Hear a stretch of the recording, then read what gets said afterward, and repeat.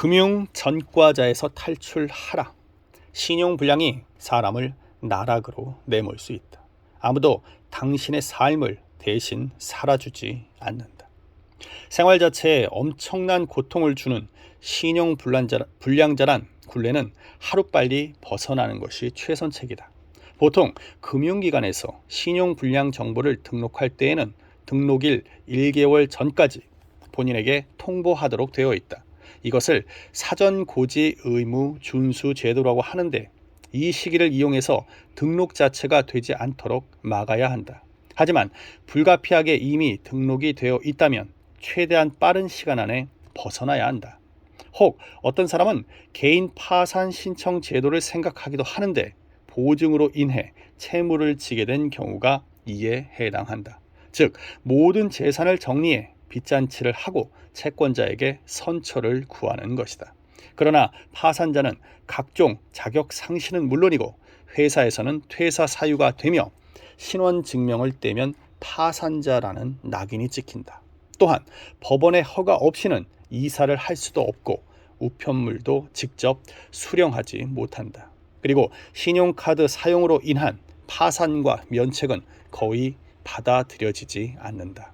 신용카드는 개인의 소비 지향적인 일로 간주되기 때문에 갚지 않고 넘어갈 방법은 없다.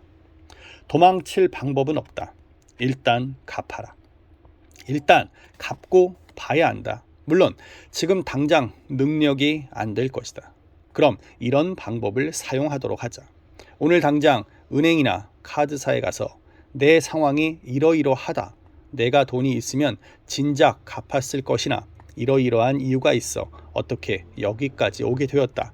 돈을 갚지 못한 것은 정말 미안하지만 내가 몇 년이 걸리든 돈을 갚아 나갈 것이니 같이 한번 고민해 보자 라고 도움을 청하자.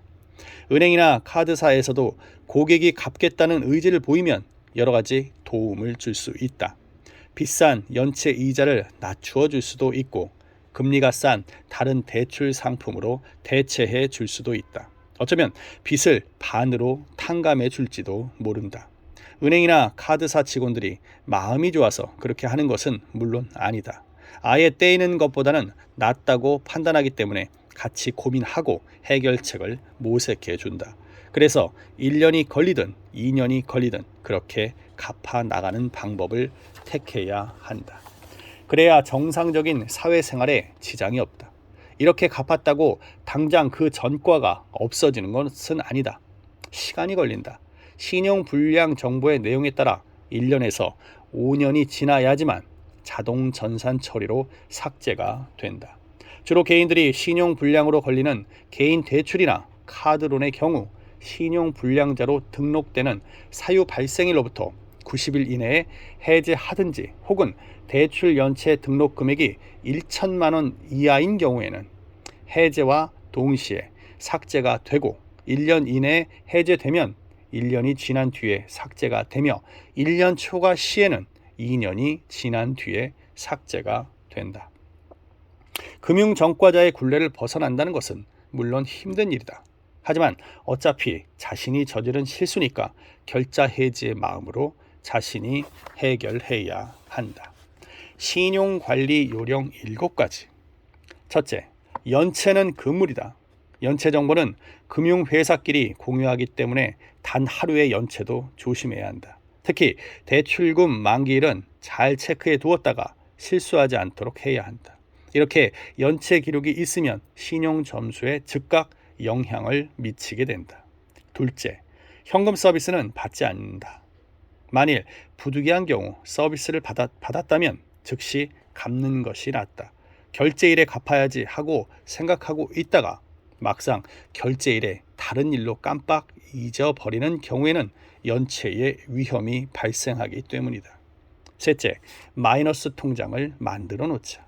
그래서 이 통장으로 모든 결제가 이루어지게 한다. 각종 공과금, 보험료, 통신요금, 대출금 등에 대해 자동 이체 신청을 해놓으면 설령 잔고가 없더라도 결제가 된다. 물론 부족분은 빨리 채우도록 하자. 넷째, 보증은 절대 금물이다. 하지만 정말 어쩔 수 없는 상황이라면 보증기간과 보증 한도 등을 필히 알아두도록 하자. 그래서 보증 기간이 만료되면 연장되는 일이 없도록 하자. 다섯째, 카드는 한두 개만 사용하자. 카드를 많이 가지고 다니면 소비 욕구가 증대되는 법이다. 카드는 요술 방망이가 아니라 내가 갚아야 할 빚이다. 여섯째, 이사를 가는 경우 반드시 거래하는 금융회사에 주소 변경 신고를 하자. 본인이 깜빡 잊고 있었던 것들이 연락이 되지 않아 신용불량자가 될 수도 있기 때문이다. 이사를 가게 되면 사전 고지 의무 준수 제도의 혜택도 볼 수 없게 된다. 일곱 번째, 연체금 상환 후에는 영수증을 꼭 보관하자. 나중에라도 연체금 상환에 대한 증빙 서류가 필요할지 모르기 때문이다.